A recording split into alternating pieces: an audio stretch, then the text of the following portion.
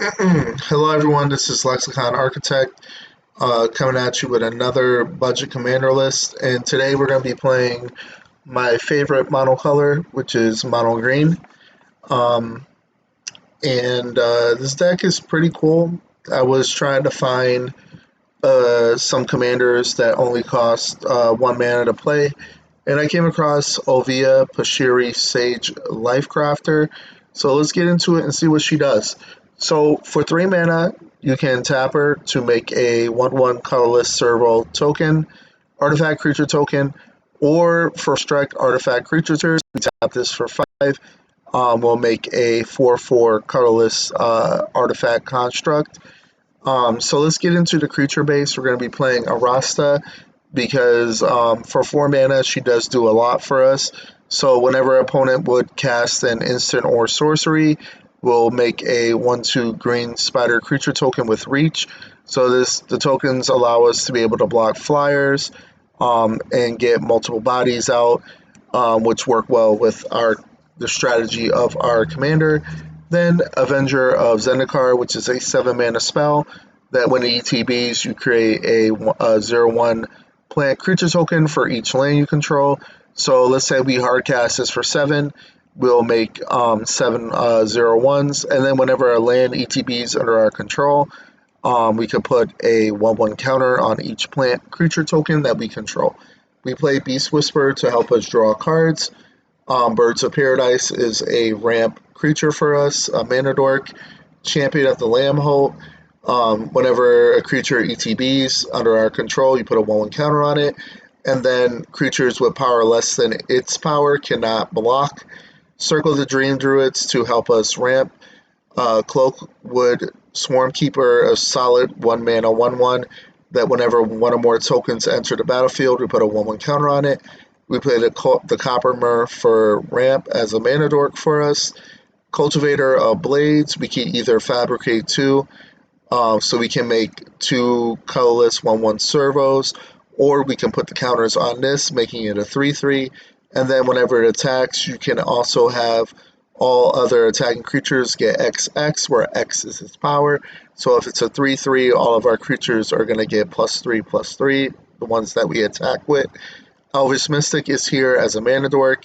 End of the Phase Runners is one of our late game creatures to help us win, because when it ETBs, all the creatures you control get +2/+2, Vigilance and Trample, and it also already has Vigilance, Trample, and Haste. We are playing Find Horn Elves as a mana dork to help ramp. Hornet Queen as a 7 mana flying Death Touch that when it ETBs, you create 4 1/1 green insect creature tokens with flying and Death Touch. We play Jaheiri, so our tokens can help us ramp. We play Mattress Acolyte, which is a 4 mana spell that we can add a green for our devotion to green.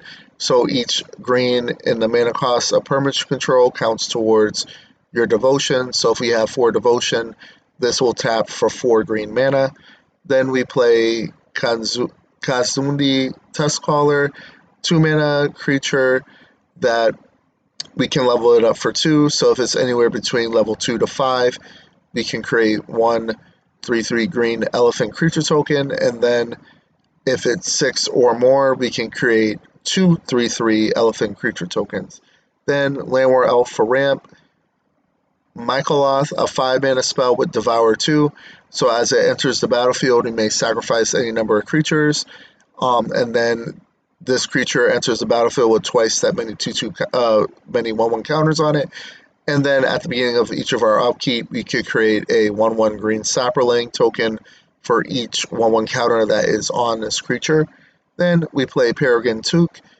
It's a 3 mana creature that says if one or more tokens will be created under your control, those tokens plus an additional food token are created instead. And then if we need to, we can sacrifice 3 foods to draw a card. Then Rampaging Balos, it's a 5 mana trample creature with power and toughness 6/6 that whenever another land ETBs under our control, we can create a 4/4 green beast creature token.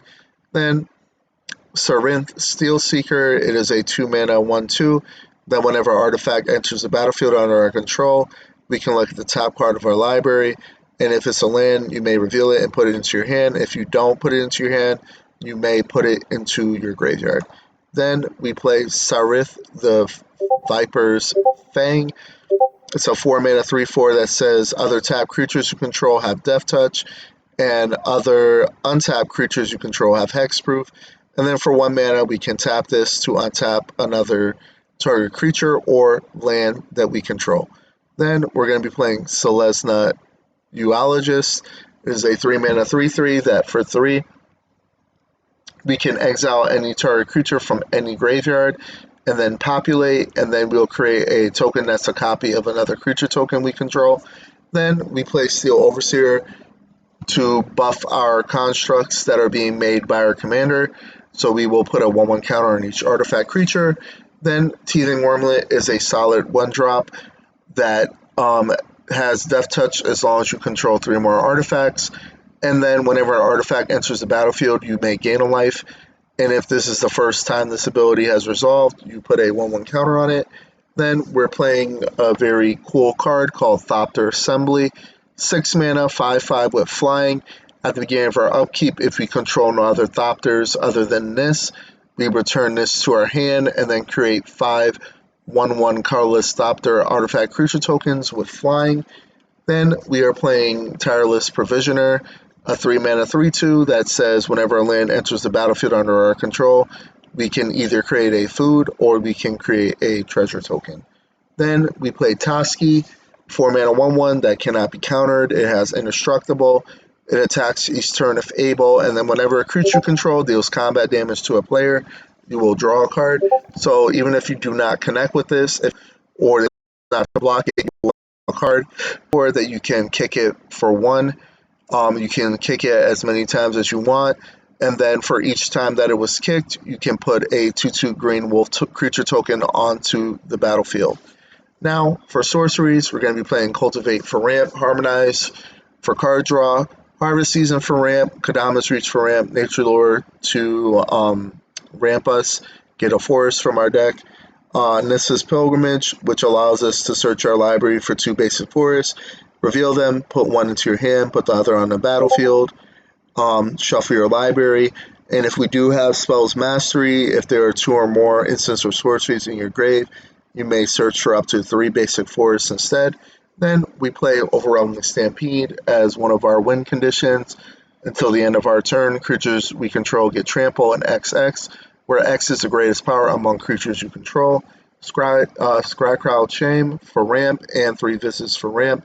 For instance, we're going to be playing Aspect of the Hydra. Target creature will get XX until the end of the turn, where X is our devotion to green. Druid's Deliverancy to prevent all combat damage that will be dealt to you this turn. Then we will populate. Fog to prevent all combat damage that will be dealt this turn. Harrow to help us ramp.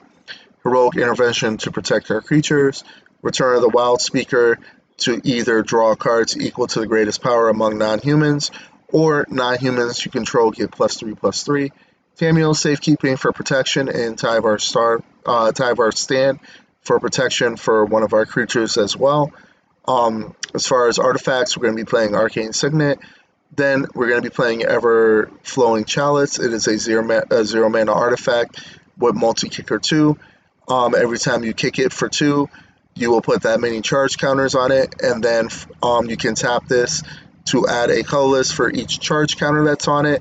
We play Hedron Archive to help us ramp or to draw 2 cards if we need it. Lightning Greaves to protect one of our creatures.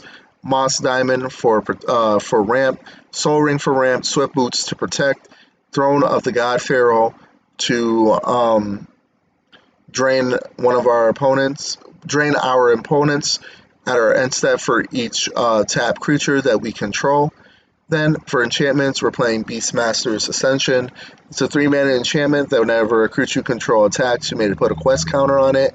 And then if this has 7 or more, all of our creatures will get +5/+5. Then we're playing Elemental Bond, a 3-mana enchantment that whenever a creature with power 3 or less or greater enters the battlefield under our control, we draw a card. Gaia's Anthem as anthem spell for our creatures. Garruk Uprising to help us draw cards, whether when it ETBs, if we have a creature with power 4 or greater, draw a card. Creatures you control have trample, and also whenever a creature with power 4 or greater enters the battlefield, we will draw a card. Then we are playing Killer Service, a 3-mana enchantment that when it ETBs, you create a number of food tokens equal to the number of opponents you have. So if we have 2 opponents, we create 2. If we have 3, we create 3. At the beginning of our M step, we may pay 2 and sacrifice the token. So if we do sacrifice the food token, we'll create a 4/4 green Rhino Warrior creature token. Then Shaper Sanctuary to help us draw cards. So if they do decide to target one of our creatures with a spell or an ability, we may draw a card. Then Song of Freyalise to help us ramp on Chapter 1 and Chapter 2. And then on Chapter 3, we can put a 1/1 counter on each creature we control, and then those creatures will gain Vigilance, Trample, and Indestructible. Sylvan Anthem to help us buff up our creatures, and then whenever a green creature enters the battlefield, we get to scry. Utopia Sprawl as a ramp spell for us, so if we do enchant a forest, we may choose a color, which would be green, and then whenever Enchanted Forest is tapped for mana, we add an additional 1. And then our final enchantment is Zendikar's Roll, 5 mana, landfall, that whenever a land enters the battlefield under our control, we will create a 2/2 green elemental creature token. Land base is pretty straightforward, Castle Garenbrig. So for 4 mana, we can tap this to add 6 green mana, and we can only spend this to cast creatures. Inventor's Fair to help us gain life if we have 3 or more artifacts, and then we can sacrifice this to 4 to search for an artifact card, reveal it, put it to our hand, and shuffle, and we can only activate this ability if we have 3 or more artifacts. We're playing Mosswort Bridge with Hideaway 4, so we get to look at the top 4 cards of our library. We may put 1 underneath this, and then if we do control creatures with power, total power 10 or greater, we can tap a green and play that card for free. Then we are also playing the Shire from the Lord of the Rings set that it enters the battlefield tapped unless you control a legendary creature. It does tap for a green, and then for 2 mana you can tap an untap creature control to create a food token, and then we play 31 Forest. So this deck is gonna cost you around $160 to $165 depending on where you get your cards from. We curve out, it seems, on 3, but we also have a strong curve on 2 and 3 as well. So I hope you enjoyed this video. It will be uploaded to YouTube shortly with all my social media links. If you like this style of content, please leave me a subscribe, and I'll be very grateful for that to help grow my channel and my brand, and to keep myself motivated and positive to continue to do this kind of content. Have a good day and take care.